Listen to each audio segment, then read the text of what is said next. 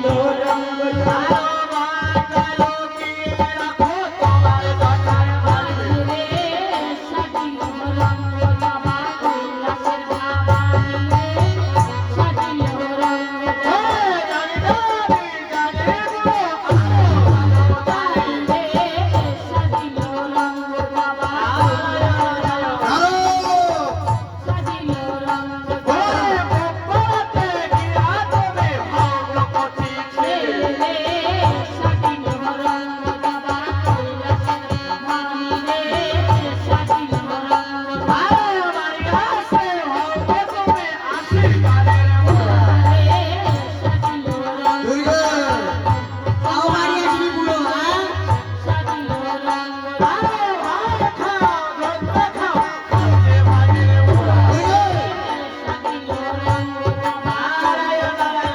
আলো তোমার মামিকে এই সবাই কে ডেকেছে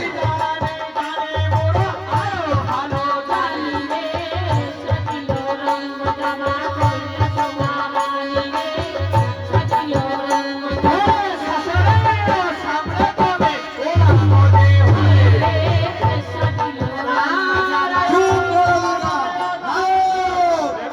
শাশুড়িমার সামনে উলঙ্গ হইতে তো বলবো না ও বুড়ো লজ্জা করে নাই তোমার আমি উলঙ্গ হয়েছি একমাত্র নারদের জন্য। কেন আমার গুণের ভাগে নারদ কি করেছে কি করেছে শুনে রাখো নারদের কাছে। নারদ আমার ভাগিনে এমন করতে পারে না তোমার লজ্জা নাই শাশুড়িমার সামনে উলঙ্গ চুপ করো। ও নারদ আতি নারদ আমি রইতি নারদ তোমার বাবা কিছু করবে না নারদ ও বুড়ো আমার গুণের ভাগিনের পরে তুমি রাগ দেখাইও না নারদ এই কৈলাস ভবনে তুমি সত্য কথা বলো তোমার মামার আমার মামি সতী যখন মরে যায় মরার পরে আমার মামা উন্মাদ পাগল হয়ে যায়। তাই একদিন রাত্রে ডেকে বলছে নারদ একটু আমি একটু বিয়ে করবো, কতদিন আর কোল বালিশ নিয়ে এগোড়ো করে যাবো। আমি বলছি তুমি বুড়ো হয়ে গেছো, তোমাকে বিয়ে দেবে কে? কয় দিল নারদ যদি বিবাহ না দিস আমি এখন আমার প্রাণ বিসর্জন করবো। আমি কিন্তু না মামা তুমি মরে না, আমি নারদ আমার বাংলাদেশের খবর রাখা আছে, তোমার দেশে কি আছে কিনা আছে। তোমার জন্য কন্যা আছে গিরিপুরী গিরিরাজার কন্যা, মানে আমার দুর্গা মামি। এনার সঙ্গে সম্বন্ধ ঠিক করে মামাকে বলতে বাবা পরে বেশি সাজিয়ে দাও। এখন এই বিয়ের কথা শুনে আমার মামা তো আমাদের আটখান মামা কি করতে ফট করে শ্মশানে যাই, ওই শ্মশানে ছাই পুরো গায়ে ঢুকেছে। এখন তো বিয়ের সময় ফেস পাউডার, বিউটি পাউডার, পার্লারে যায় মানুষ। আমার মামা দেশের সময় পার্লার ছিল না, ওই শ্মশানে ছাই আর কোট হলো রঙের ছাল, আর সরকারি বেড হলো সাপ। মাদার 3-4 কিলোতে ফেলা দিয়েছে, মালা গলায় সাপ, রুদ্রাক্ষের মালা, ভূতপুরের সঙ্গে করে নন্দের পিঠে বসে চলেছে গিরিপুরে গিরিরাজার কন্যা দুর্গার সঙ্গে বিবাহ করতে। এখন আমার মামাকে যখন গিরিপুরে চলে যায়, সিং দরজার মধ্যে দাঁড়া করে রাখিয়ে আমি একটু গেছি আমার আইমার কাছে। আজকে তো আইমা কেউ জানে না, আইমা ডাইরেক্ট হয়েছে নানি, নানি হয়েছে না, আইমাকে বোঝাবো না আজকে। এখন আমার আইমার কাছে গেছি, আইমাকে বলেছে আইমা বরণ করে সাজিয়েছো, সে কথা কি বলা লাগে নাকি নারদ? তা আমার বরণ করে বরণ করে কেন সাজাবো না? আমি বলছি বরণ করে কি কি তত্ত্ব রেখেছো? বরণ করে যেসব সজ্জা আমি সব কিছু রেখেছি। আমি বলছি আমার মামা দেশের নিয়ম আছে, ওই বরণ করে যদি ইসলামের শিকল না রাখো, ওই মামার কোমরের 3 আছে, জামাই মামার ভরতে পারে তোমাকে পুরে ছাড়খাড় করে দেবে। এখন আমার আইনা ভয়তে বলতেছি কি আমার কপালে পুরে ছাড়খাড় হবো কেন? এত দুটো দেবে কেন? 10-15টা ইচ্ছামলের শিকড়ে দিয়ে জামাই বরণ করতে আসতেছে। ইচ্ছামলের শিকড়ে বন্ধ যদি সরকে পায়, সরকে 14 পুরুষ উদ্ধার হয়ে যায়। ওই বরণ করে যত ধারে আসে ইচ্ছামলের শিকড়ে বন্ধ পেয়ে ওই মাথার সব দরকার করে নেমে যায়। যত ধারে আসে ওই গলার সব সসার করে নেমে যায়। আর মামা তখন রূপ ধরে অটাল রূপ, উঠে দেখা যায় না, এরকমই দেখতে হয় মামাকে। আর আমার আইমা তো বাবার সাথে ছোট। এখন আমার আইমা ওই বরণগুলো মাথায় না ঠেকা, মাথায় না ঠেকায়, যেগুলো মাথায় ঠেকাইয়ে ওই গন্তব্যে সরকারি বেড়ে গেল করে, যে শ্বাস করে গেল বাঘের ছাল পড়ে গেল। আর আমার ফটিকে শিব টনটনে খাড়া হয়ে গেল। দেখো ফটিকে শিব টনটনে খাড়া হয়ে গেল।